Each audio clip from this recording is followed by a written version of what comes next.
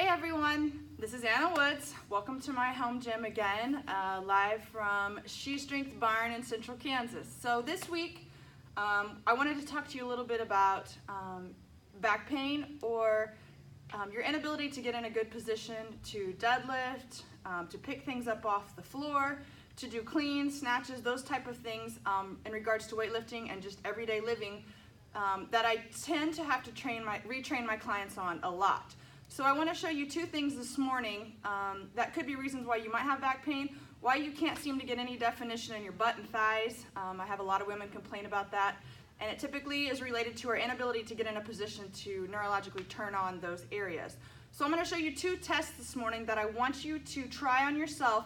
Could be the first two reasons why you have an inability to get into your butt and thighs with your strength training and changing your leg development.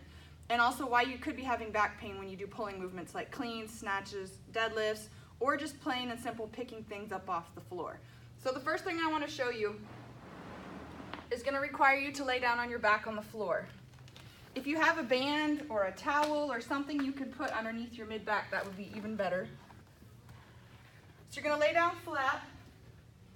You're going to bring your knees up, and I want you to put one hand on your chest and one on your belly.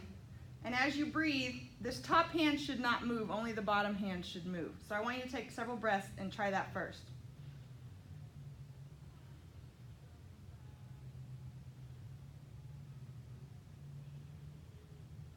So first check to see if you're good at disconnecting your upper chest breathing from your core breathing, because we want the focus to be here.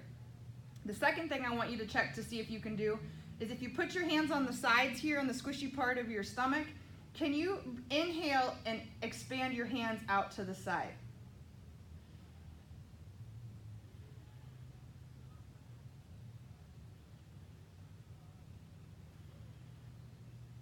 We don't want to just belly breathe to the front. We want to be able to 360-degree expand our breath all the way around. So you should feel air pressing to the back, out to the sides, and to the front equally in a circle around what we call our transverse abdominals, our seatbelt ab muscles. So that's the second thing. But the test that I want to show you is if you can get your rib cage down. So you're going to inhale. As you exhale, press your ribs to the floor. Now what you'll see is that naturally presses my low back into the floor, which is what we're wanting to create. You're going to lift both knees up in the air, externally rotate from the hips, feet inside the knees, and you're going to practice that breathing, keeping the low back in the floor. You should not be able to pull this band out from underneath your low back if you're in a correct position and you're bracing 360 degrees with your transverse abdominals and your rib cage is down. If you breathe like this, I'm going to be able to pull this out from underneath my low back. If you're breathing in your chest area, which is a no-no, that's the first thing to check. Second thing to check is can you brace? So you inhale, expand the belly 360 degrees, and keep that position while you breathe inside of that. You should not be able to pull this band out from underneath you at all. If you're in a correct position with the rib cage down, 360 degree expansion and bracing 360 degrees with the abs, keeping the shoulders, neck, jaw, everything else turned off. This should all be relaxed from here up. If you can maintain those positions, then you know that you have the spinal stability, the core stability to maintain a good position when we stand up. So the second thing I want you to test is if you can maintain this stability with some movement. So here's the second thing I want you to test for. In this position, I'm pulling on the band, I'm inhaling, I'm expanding my breath 360 degrees, my pressure in my abs, and I drop one leg to the floor. Can I maintain that bracing with movement?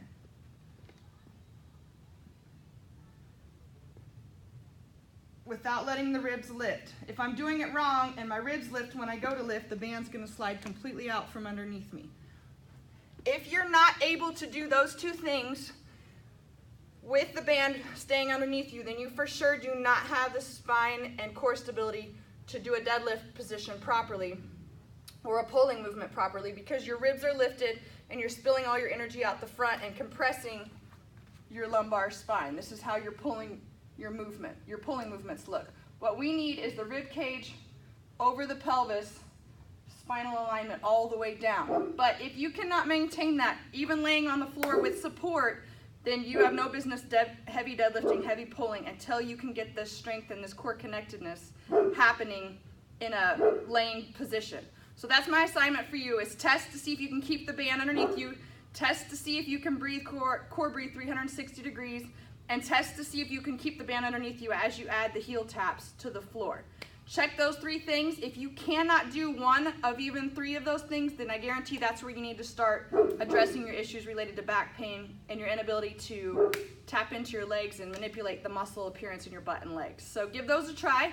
Have any questions, you can find me at Facebook, SheStrength by Anna Woods Fitness, DM me on Instagram at shestrength, or email me Anna, A-N-N-A, at shestrength.com.